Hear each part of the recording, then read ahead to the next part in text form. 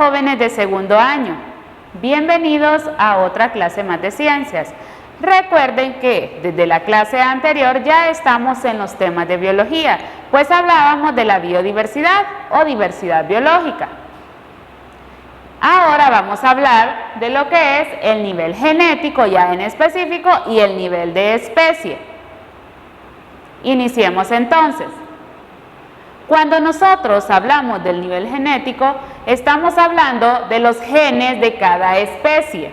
Y esto es lo que produce, lo que provoca la diversidad genética. Y es que no todos los organismos somos iguales. El nivel genético, ¿qué es lo que hace? Evalúa el número de características genéticas de cada especie que las hacen propias. ¿Cuál es la otra función del nivel genético? Controlar las condiciones que permitan la adaptación y la supervivencia. Esto es debido a que cada especie crea sus propios mecanismos de evolución, adaptación, homeostasis y reproducción. ¿Para qué? Para lograr adaptarse y tener una supervivencia. Cuando nosotros hablamos del nivel genético, queridos jóvenes, es imposible no mencionar esto, la manipulación.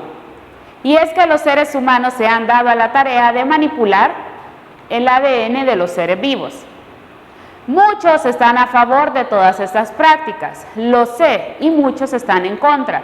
Créanme que cuando desarrollemos la clase presencial o virtual, me gustaría conocer su opinión sobre la manipulación del material genético. Hoy en día existen muchas técnicas que han permitido el avance de la ciencia, sí. Por ejemplo, la clonación. Si ustedes se recuerdan, el primer gran experimento de la clonación se hizo con una oveja, la oveja llamada Dolly. ¿Qué pasó? La clonaron, pero el clon envejeció prematuramente y murió. Y es que le habían quitado a la otra oveja células adultas, células ya maduras. Entonces ese experimento fue como prueba, ensayo, error.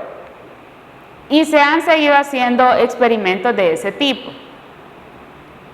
Se hablaba incluso de querer clonar grandes personalidades, pero nunca tomaban en cuenta los científicos que el ambiente en la actualidad es otro.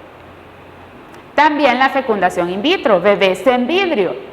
Para aquellas parejas que no pueden procrear de forma natural está esa opción, al igual que la inseminación artificial. Todo producto de los avances genéticos y de la manipulación del ADN de los organismos. ¿Cómo no mencionar los animales transgénicos y las plantas transgénicas? Animales y plantas a las que les han modificado su ADN. Por ejemplo, crearon una planta de tomate, pero también le inyectaron un gen de pescado para tener las vitaminas que se obtienen cuando se come pescado al momento de comer el tomate. No funcionó, porque el tomate tenía mucho sabor a pescado y resultó muy desagradable para las personas que lo probaron.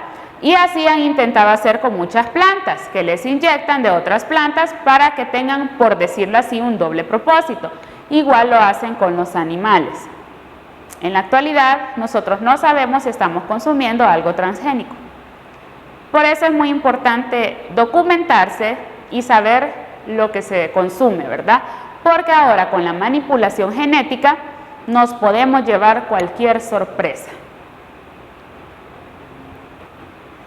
Después tenemos el nivel de especies. En este nivel, fíjense qué interesante y cuál es la conexión. En este nivel se manifiesta el nivel genético, es decir, todas las características genéticas se manifiestan en el nivel de especies. Los organismos se distinguen como unidades de la diversidad. Además, interaccionan entre ellos mismos y se reproducen entre ellos mismos. ¿Por qué? Porque solo se van a reproducir entre ellos mismos por la cantidad de cromosomas.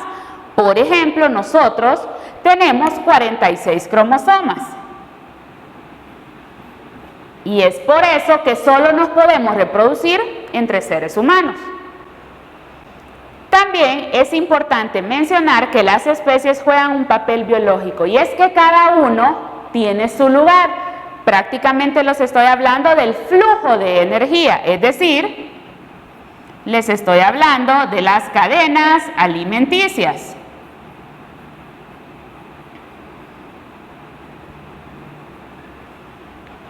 ¿Cómo inicia una cadena alimenticia? Con los productores, es decir, las plantas. Entonces ellas tienen su propia función.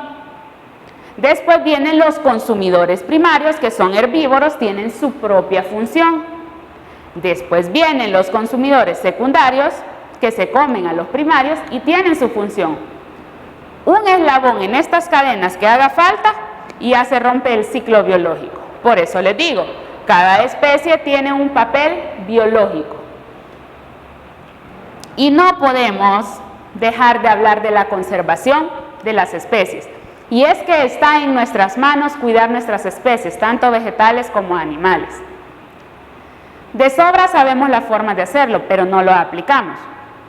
Los invito a que elaboren una lista de las formas en las que nosotros podemos cuidar y conservar las especies. Bendiciones.